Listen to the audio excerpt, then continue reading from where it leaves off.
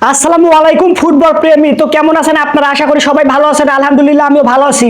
তো আমরা এখন কথা বলবো বর্তমান যে 24 সালের ইউফা চ্যাম্পিয়ন লিগের একবারে ফাইনাল ম্যাচ চলে এসেছে। ফাইনাল ম্যাচটা অনুষ্ঠিত হবে 2 তারিখে, 2 মে, 2 জুনে।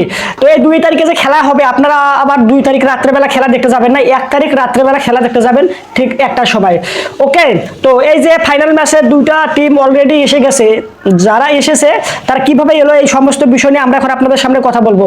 তো প্রথমে আমাদের দেখানো হয়েছিল সেমিফাইনাল ম্যাচ নিয়ে আমরা একটা এক্সপেকটেশন দিয়েছিলাম। রিয়াল মাদ্রিদ আর এফসি বায়ার্নের একটা প্রথম ম্যাচ হয়েছিল। ওই ম্যাচটা হয়েছিল এফসি বায়ার্নের মাঠে জার্মানিতে। ওখানে রিয়াল মাদ্রিদ 2টা এবং এফসি বায়ার্ন 2টা দেওয়ার কারণে ম্যাচটা ড্র হয়। আমরা এখানে এর পরবর্তী ম্যাচটা হওয়ার কথা ছিল সান্টিয়াগো বার্নাব্যুয়ে, যেটা হচ্ছে রিয়াল মাদ্রিদের মাঠ। এখানে আমরা বলেছিলাম যে রিয়াল মাদ্রিদ যেটা সম্ভাবনা রয়েছে, রিয়াল মাদ্রিদ জিততে পারে বলে আমি অনেকটা সিরিয়াসলি বলেছিলাম, গুরুত্ব দিয়ে বলেছিলাম, আর হয়েছেও তাই।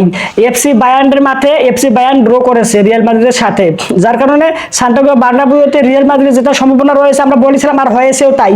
1 গোল দিয়ে এফসি বায়ার্নকে হারিয়ে রিয়াল মাদ্রিদ ফাইনালে চলে গেছে। তো আর এদিকে দ্বিতীয় যে সেমিফাইনাল ম্যাচটি হয়েছিল, এটি হয়েছিল পিএসজির সাথে ডর্টমুন্ডের। তো এই যে ডর্টমুন্ডের যে সাথে পিএসজির খেলা হয়েছিল, প্রথম ম্যাচটা হয়েছিল পিএসজির মাঠে, নিজেদের মাঠে। তারা কোনো প্রকার গোল দিতে পারেনি, বরং একটি গোল খেয়ে ওই ম্যাচটিতে হেরে গিয়েছিল। দ্বিতীয় ম্যাচটি হয়েছিল ডর্টমুন্ডে, জার্মানিতে, ডর্টমুন্ডের মাঠেই। ওখানে আমি বলেছিলাম যে এই ডর্টমুন্ডে যেহেতু ম্যাচটা হবে, সেখানে ডর্টমুন্ড যেটা সম্ভাবনা রয়েছে অনেক বেশি পরিমাণে, আর হয়েছেও তাই। নিজেদের মাঠেও কোনো গোল দিতে পারেনি, বরং একটি গোল খেয়েছে। পরবর্তী ম্যাচটি যে ডর্টমুন্ডের মাঠে হয়েছে, ওখানেও একটি গোলও দিতে পারেনি, বরং একটি গোল খেয়ে পিএসজি হেরে গিয়েছে, যার কারণে ওনাদেরকে পোটলাপুটলি বাইন্ডে বাড়িয়ে দিতে হয়েছে।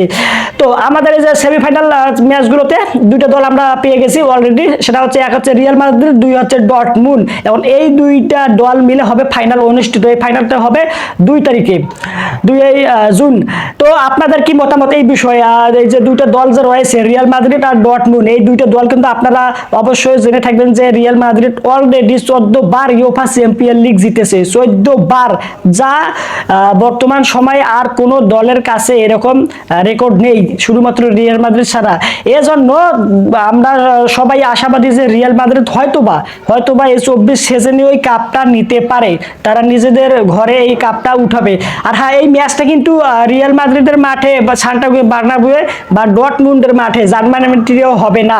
এই ম্যাচটি অনুষ্ঠিত হবে লন্ডনে। ইংল্যান্ড হচ্ছে দেশ, লন্ডন হচ্ছে ওনার রাজধানী। সেখানে ওয়েবলিং স্টেডিয়ামে এই ম্যাচটি হবে। এই যে লন্ডন যে হচ্ছে ইংল্যান্ডের রাজধানী, এটা বললাম কি কারণে?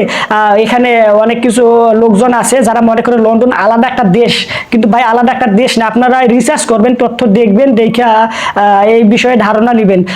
আবার এদিকে আপনার যে দুবাই আছে, দুবাইকেও অনেকে মনে করে যে ওটা একটা দেশ। মানে এই নামগুলো এতটা জনপ্রিয় যে ওনারা মনে করে এটা একটা দেশ, আলাদা একটা দেশ। হ্যাঁ, কিন্তু আসলে ভাই এই যে দুবাই হচ্ছে আরব আমিরাতের রাজধানী, আর এদিকে লন্ডন হচ্ছে ইংল্যান্ডের রাজধানী। যার কারণে আমি এই কথাটা বললাম আপনাদের, ইংল্যান্ডের রাজধানী লন্ডনে ওয়েবলি স্টেডিয়ামে এই ফাইনাল ম্যাচটি অনুষ্ঠিত হবে, যেখানে রিয়াল মাদ্রিদ ও ডর্টমুন্ড খেলবে।